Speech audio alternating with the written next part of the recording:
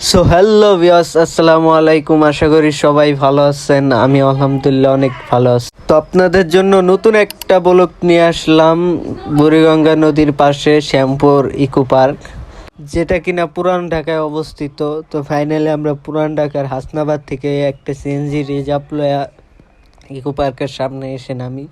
তো পার্কের সামনে এসে আমরা কাউন্টারে চলে গেলাম। 50 টাকা করে জনপ্রতি টিকিট, আর 1 থেকে 3 বছরের বাচ্চাদের টিকিট সম্পূর্ণ ফ্রি।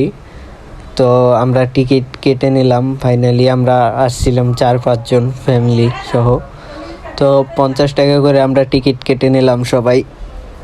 তো এখন আমরা পার্কের ভিতরে প্রবেশ করতেছি, তো দেখতে থাকুন।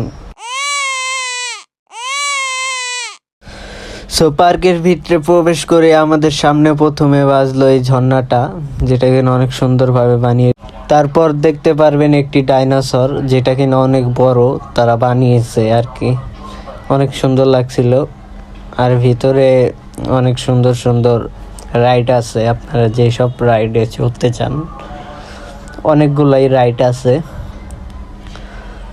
তো পার্কের ভিতরে অনেক সুন্দরী পরিবেশ, যেমন এইখানে অনেক সুন্দর সুন্দর রাইড পেয়ে যাবেন, যেমন রকিং বোট, স্ট্রাইকিং কার, কাউবয়, এমন নানান ধরনের তাদের রাইড আছে। যারা বেশি রাইড পছন্দ করেন তাদের জন্য পার্কটা অনেক সুন্দর স্পেশালি হবে আমি যা মনে করি, কারণ এটার ভিতরে বেশিরভাগই রাইড দেওয়া আছে আপনার। আর এই যে এই পাশটা বুড়িগঙ্গা নদীর পাশ দিয়ে অনেক সুন্দর একটা খোলামেলা বাতাস। আর পার্কের ভিতরে আমার ফাইনালি অনেক ভালোই লাগছিল, কারণ পার্কটা অনেক বড়, অনেক জায়গা নিয়ে, আর অনেক মানুষই আসে। তো আজকে শুক্রবার ছিল, 2026 সাল। যারা পুরান ঢাকার ভিতরে আছেন অবশ্যই এই পার্কটা একবার হলেও আসছেন কিংবা আসবেন।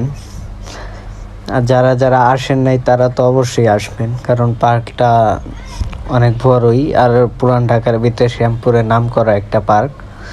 তো যারা পুরান ঢাকা আছে আমার মনে হয় অবশ্যই সবাই একবার হলেও আসছেন। আর যারা যারা আসছেন কমেন্টে বলবেন, যারা আসেন নাই তারাও বলবেন।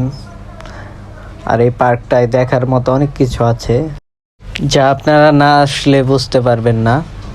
আর এটার পাশেই আপনার গিয়ে অবস্থিত টয়লেট, পার্কের পাবলিক টয়লেট দেওয়া আছে ওই পাশে। আর অনেকটা জায়গা জুড়ে পার্কটা, আর রাইটের জন্য বিখ্যাত।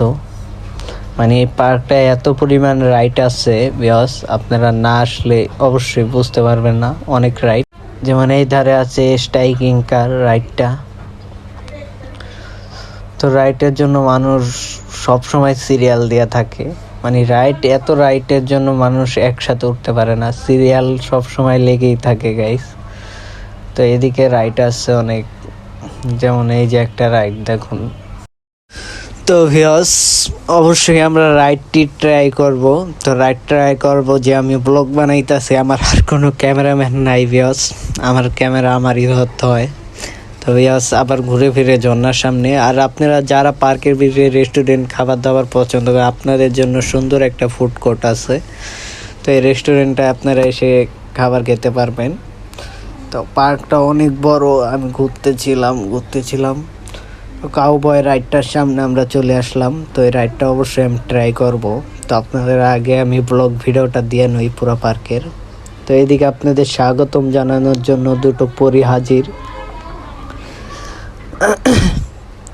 ভিউয়ার্স যারা যারা আসবেন অবশ্যই আসবেন।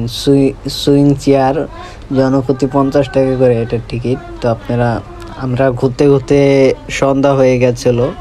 তো দেখেন এখন লাইট জ্বালিয়ে দিয়েছে ভিতরে, পুরা পার্কের ভিতরে। সন্ধ্যার পরের ভিউটা ভিউয়ার্স অনেক সুন্দর। আর রাত 8টা পর্যন্ত পার্কটা খোলা থাকে, প্রতিদিন সকাল 8টা রাত 8টা পর্যন্ত। তো এদিকে আমার ফুয়াতো বোনরে নিয়ে আসছি, এবারে ভিডিও করতে করতে শেষ। তো ভিউয়ার্স সন্ধ্যার পরের ওয়েদারটা পার্কের ভিতরে। আর পরবর্তী ব্লগ নিয়ে আসবো আমরা পুরান ঢাকার লালকুঠির, যেটা কিনা সদরঘাটে অবস্থিত।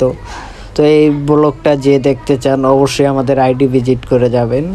লালকুঠির নিয়ে আমাদের ব্লগ চলে আসবে খুব শীঘ্রই। তো তো ভিউয়ার্স এই ব্লগটা এই পর্যন্তই, ব্লগ আর বেশি বাড়াবো না। বাই, সবাই ভালো